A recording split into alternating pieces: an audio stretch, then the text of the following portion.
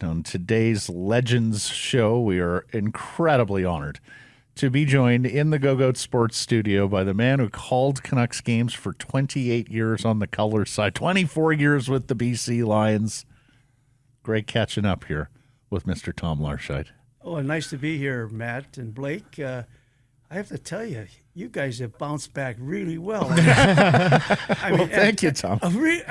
After they shut the doors there, at TSN, TSN 1040, and boom, you guys are gone. I'm saying, what are all these guys going to do? And now I come down We here. thought that too, Tom. I took the Canada line down here from Richmond today, where I live, and I'm walking around. I got lost a little bit because it's been a while since I've been downtown too. And then here we are. I see this gorgeous studio you guys have here. I mean, looking right out here on Hornby Street, and man, this is neat. It really is. It's a real treat to be down and put the headset on again.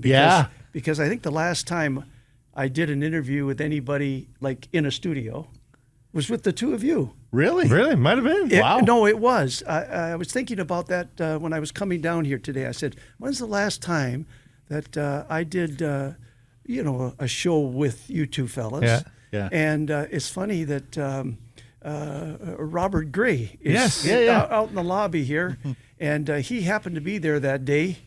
And we were just cutting up and having a good old time. And it was so spontaneous. I was walking by and you said, come on in. You remember? Right. I don't know if you even remember that. But anyway. Rob's just the valet here while sitting down. Hey, we used to have a rule, especially when you could see from the studio into the hallway. If someone like Tom Larscheid walked by, you grabbed them, you pulled it in. You had to do a segment. There was no passage over our bridge without doing a segment. You're very kind to say that, but it is a treat to come down and do a little something here with you guys today. So we might as well go. I know you're not. I know you're not a mutter on the golf course, but you're still golfing when the weather permits. And Still shooting your age, Tommy? Well, matter of fact, thanks for asking. I love golf, and it's been my passion since I retired, and play about 4 times a week. Wow. And still can get it down there. I've moved up on the tees now, though. I'll be 83 in April, and so I've kind of moved up. I still play with the guys. They all like that. But to say, do I still shoot my age? Well, I did it 6 times last year. Oh, my goodness. But listen to this. 5 of those times I never broke 80, but I shot a couple of 80s, and I think 181 and then 2 82s. But the last day that I played with the guys, it all came together. And this is hard to believe, but I shot 74. No, really. And you know what? 74 was the first time I ever shot my age. Really? Yes. Wow. So this was pretty exciting. But as I said, I've moved up on the tees now. I'm just behind the Reds where the women play, and they call them the yellow tees. So anyway, do you see the rough at all? I'm still out. Did you see the straight? And do you see the rough at all? I do occasionally. I do occasionally, but usually I'm pretty straight. Yeah. And the thing that happens is, you have to put it all together on a given day to shoot those kind of scores. But for me, good for you. But I can easily shoot 92 or 88 or 87, that kind of stuff. So there are a lot of those too. But. That was a real thrill for me this year. I when I first started with the guys coming back, there was 2 years off with the pandemic, and so I was just emailing with all the guys and stuff down in Semiahmoo where I play golf. My wife and I are members there, and the first game that I had with the guys, and I'm trying to make an impression. I shot 99. Oh, yeah. I was so embarrassed, and it didn't get much better for about 6 weeks. I got it down to around 90, 91, 89-ish in there, and I thought, oh, well, at least this isn't totally embarrassing, That's a 25-shot swing to 74 this year.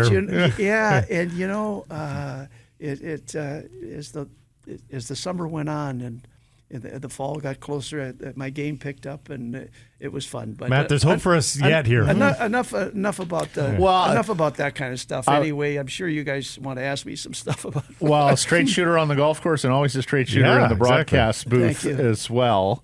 I tried to be. Yeah, well, you were. Oh, thank you. How much do you watch the Canucks season? How current do you stay with the Canucks? Are you at home taking in every game, or? Yeah, pretty much.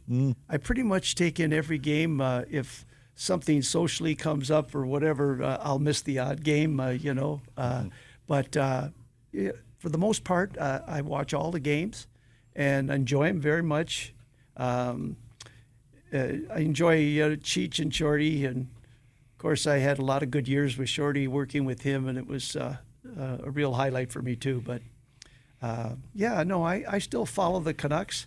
I'm not. I really don't have any connection with the Canucks anymore in the sense of the people. Everybody is gone now. Yeah, it's a big change. In my time, 13 years, I guess it's been coming up to my last season was 2009, 2010. I did the one game in 2011, to say goodbye to everybody. But anyway, that was it. So it's been a while now. People have to understand that as the intermission guy at the time in your last handful of years, walking down to the gondola with Shorty and Tommy in the broadcast booth, you could hear them from a mile away, not because they were of their booming voices, because they were having so much fun. They were cackling. It's incredible. The laughter coming out of that booth. There was just real joy in the job there. Like, you guys just had so much fun. Well, it beats working. Yeah. It's funny. I was talking to Shorty yesterday. It was his birthday, 53 years young. And we got talking about what's happening nowadays with this Canuck team and so many years out of the playoffs and so on. And Shorty says, well, it beats working. And that used to be my line all the time because really, you guys know this. This is the greatest life in the world, being broadcasters.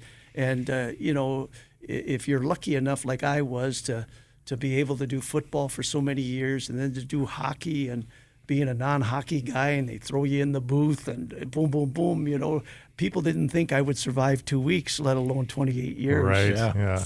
By the way, it's with a P now, Tommy. It's podcasters, not the B word, broadcasters.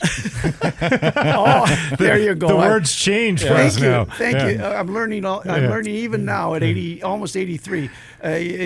Podcasts. Yeah, there you go. What did you make of the big emotional weekend and goodbye to Bruce Boudreau? It was very emotional for me watching at home, and I knew how much I could tell just the few games that I was at last year, and how the hockey fans fell in love with Bruce Boudreau. They just liked this guy. I mean, he was like Santa Claus, this overweight little chubby guy behind the bench there. And my kids literally called him Santa Claus. I don't doubt that. I don't doubt that. But he just had an aura about him that you couldn't help but want to just give this guy a big hug. And, I laughed. I said, I guess they got tired of his F-bombs. Every other word was an F-bomb with this guy. But that's how he communicated. He's old school, He was, He's old hockey school, this guy. Yeah. And, it broke my heart, to be quite honest with you. I think I almost came to tears myself when I saw that last shot of him when he wanted to take it all in, as he said. He says, I might never... might never do it again. And he probably won't. Yeah. He's at that age now. They're going with younger guys and so on.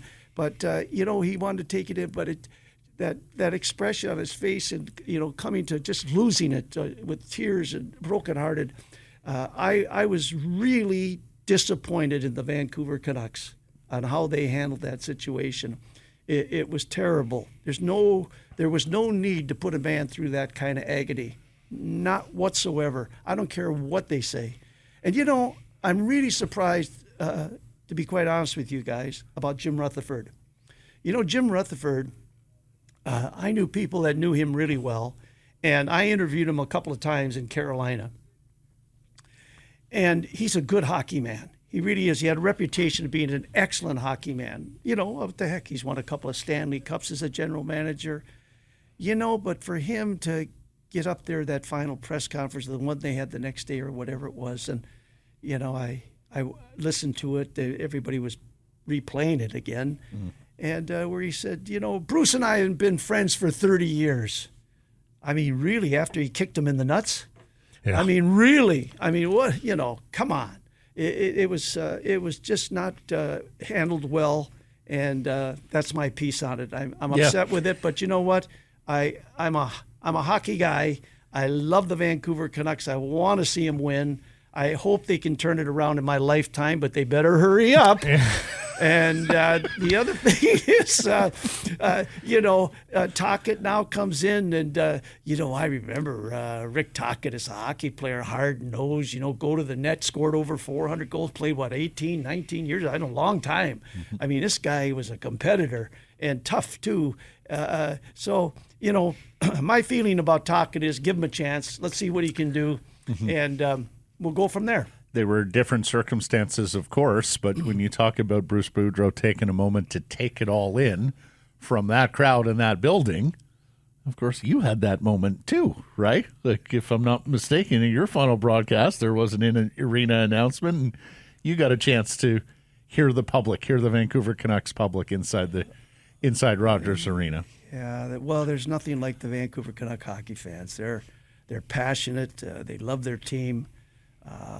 And I was fortunate and to be able to do what I did for so many years, and I don't know what else more to say about that other than it was such an honor, really. And every time I went in the booth, I was able to block everything out in my personal life, because that's how focused you have to be when you're doing a broadcast.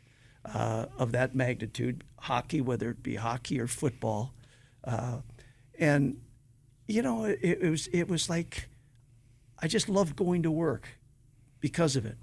I've had my setbacks in life too, where I've been knocked down a few times with things that have happened to me personally, but this was kind of an escape for me, and that's why I enjoyed it so much.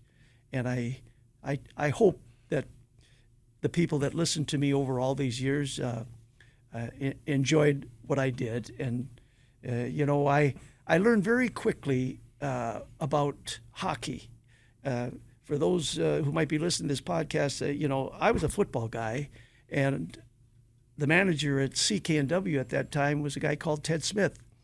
And he said, we want you to go in and be Jim Robson's color man. He always loses his voice come January. He does everything. He does the pregame show. He does the between periods, interviews everybody. Jim just worked so hard. He really did.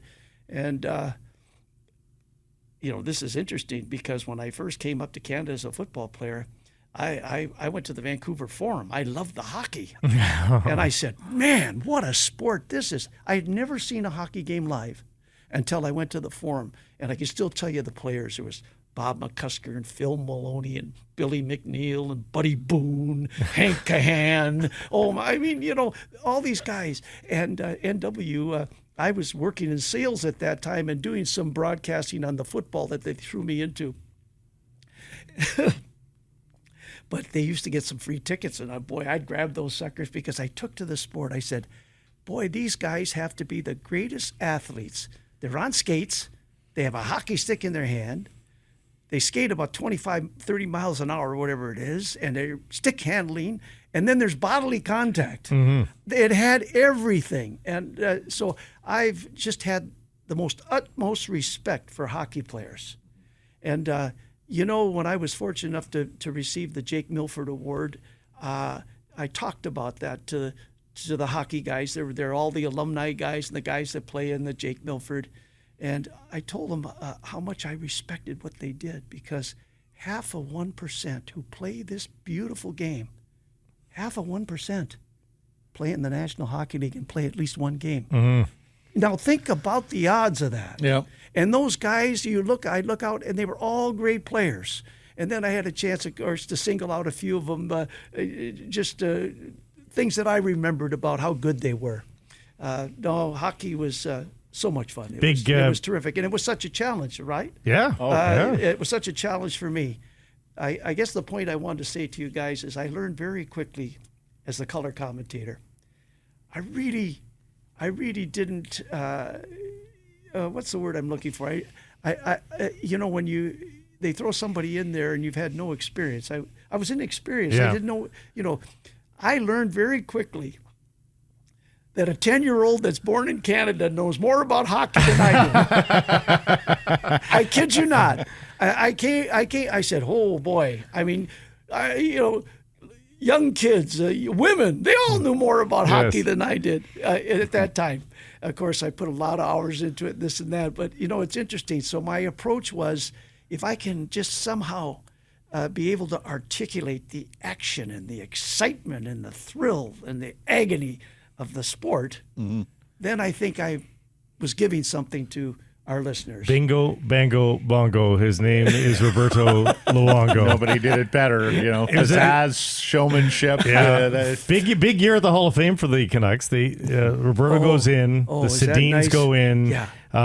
Did that take you down memory lane, knowing that you were a part of those careers and that you called a lot of those big moments? For them? I have the highest respect for Daniel and Henrik Sedin, Yes. and I always felt I had a certain little bond with those two guys because the Twins, they even those early years when they were getting bounced around and hammered, I used to go in the locker room and after a practice or even after a game and kind of go over to their stalls and say, hey, listen, it's going to get better, don't you guys? I always felt like they needed a little boost, a little pat on the back, and lo and behold, they've turned out to be the best players that ever played the game here. Yeah. And once they found their stride, those two guys were just magic.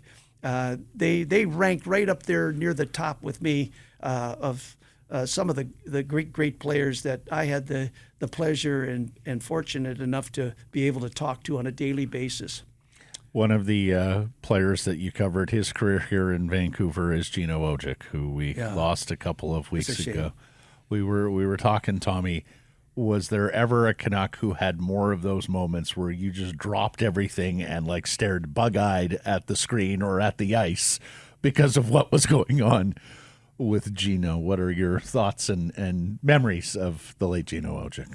Well, Gino was he really was a special guy, and I saw many of the tributes that they played after Gino passed away. Gino was... he was so easygoing, very easy to talk to. He's another guy that I felt like, I had kind of a real loving of the guy, because of what he did. He had the toughest job in hockey, when you've got to go out there as a knuckle duster, and battle these guys. But I'll never forget the first game that he played. Jim Robson and I were doing a simulcast together. And a simulcast, for people that don't, everybody knows what a simulcast is. TV and radio, yeah. But anyway, we were doing radio on NW, and we were doing the hockey game on television, which was then BCTV. Mm-hmm. And it was a Sunday afternoon against the Chicago Blackhawks. And they had a tough team in those days, too. But let me set the stage just a little bit before that. Before there was a Gino Odjick, we had some tough guys. I mean, I think back to 82, Kurt Fraser could really throw him, sure. And he had a heavyweight punch. There were a few of them along the line, but there was nobody like Gino. And the day that Gino played against the Hawks and he fought Dave Manson, Stu Grimson, these were real tough guys, believe me, in those days. I mean, the toughest of the toughest. And Gino wailed on those guys, and I'm not kidding you. I wish there was still some tape of that stuff. I know I got excited. But the thing is that the crowd then started to chant Gino. Mm-hmm. And it just got bigger and stronger. Day one, it was Gino. And it started right there. It was unbelievable. What a debut it was. And of course, then he patrolled it for. He gave everybody more room. That's how tough he was. Mm-hmm. We were no longer pushed around, Because the Canuck teams, I can tell you, there were a lot of them teams through the years, they got pushed around.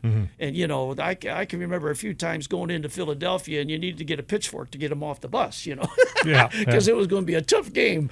But no, Gino, he was the answer. There was no doubt about it. And his favorite sidekick and his best buddy was Pavel Bure. And so, Matt, I just wanted to tell you, you said, when Gino came out there, you got your full attention. The only other player that's ever got my attention like that was the Russian Rocket. Sure. And the Russian Rocket, every time he came over the boards, I had to focus, and I got up. I would just get up there a little bit and just be leaning because I was just waiting for something spectacular to happen. He could, in 2 strides, he was at full speed. This guy had blazing speed, and of course, he's a hard-nosed kid too. You didn't push him around.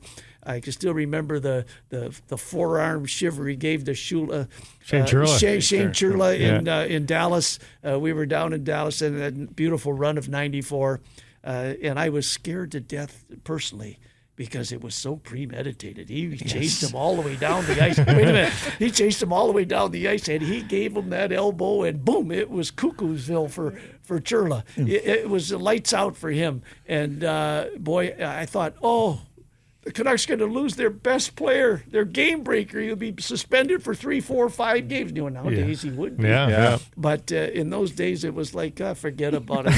It's a Wild West, Tommy. Yeah, exactly. Lastly, my friend, Okay. you were a willing participant, and then beyond that, got a lot of airtime on Scott Rintoul's West Coast Express series that has just come out. Just come out this week.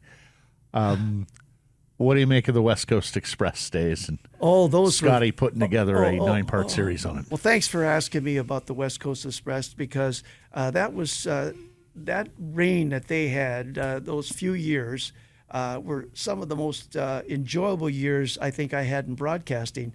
When you're around the team all the time and at practice and, of course, on the planes with them and so on, you get to know all these guys. It's terrific. But the West Coast Express was, that was a great line. It really was. You had Big Bertuzzi and, of course, Naslin, and then Morrison. Brendan Morrison was the feeder, and he was a terrific hockey player, too. That line, that team should have won a Stanley Cup. And it's unfortunate that Dan Cloutier just seemed to lose it at playoff time, because Dan Cloutier during the regular season was terrific. Yeah. And what a team guy, great team player, and tough as nails too, and really competitive. I don't know if he just got too competitive during the playoffs or what it is, but I will say this. Had that team received the goaltending, there's no doubt in my mind, I think they would have won a Stanley Cup. Yep. I think I really do. Best line in hockey, and it was a terrific team, really top to bottom, and were so much fun to watch in an era when there wasn't a lot of goals going in, unlike almost back to the 80s here, Tommy, these days. There's a lot of goals these days. Yeah, there sure is. My friend, you look fantastic. You sound fantastic. Yeah. It's been the Tommy spirit returned. It was great to see you smile and everything. Absolutely. Well, it was very nice of you to ask me to join you guys today. I'm really, really impressed with your setup here. I had no idea it would look anything like this. I thought I was going to go into some rinky-dink little room. No, really, just a minute. That was us when we started up. This rinky-dink little room, and maybe they might have a headset, they might not. I don't know what the hell the deal is. I didn't know what to expect here, and I have to be honest with you, fellas. I haven't listened to any of these. You were just We'll coach you. We'll coach you up, Tom. Oh, okay, Matt. I now that I see how much fun it is, and I know how good the two of you are interviewing people, I'll try to make a point. You know what? I don't even know where to find it, fellas. I mean, we'll get you there, Tom. Okay, all right. If you can get me up to the new world, yeah. I'm behind times. I know that. Leslie's going to be so upset because you're going to have the the headphones on again. You're going to be lost in thought listening to all the Canuck coverage. Well, you guys, I've been big fans of both of you. I've told you that before when you've had me on back in the the radio days, TSN, yeah. TSN 1040. Yeah. You guys are pros and very good at what you do. If I could just say one thing, Matt, before you get rid of me here, Of course. is, you two guys are great examples that the sports business is still in good shape. And there's so many of you. Guys like me, we've had our time. I feel like I always felt this way. It's time, when my time was done, it was time to pass the baton. It was time to pass it on to guys like you. And boy, I'll tell you, you fellas nowadays, I'm so happy that my career's over because you guys at what you do, all of you, there's so many good ones in our city. And I just want to throw that out to you and the rest of the guys who might be listening to this broadcast. I'm very, very proud of the new breed of people that are in this business. And you guys have been in it for a while. You're veterans. You're pros. I know that. You got one hand Too on the kind, baton Tom. already. Too kind, Tom. Too kind. Anyway, Thanks, you, my Tom. friend. thanks, Appreciate it. Thanks for having me.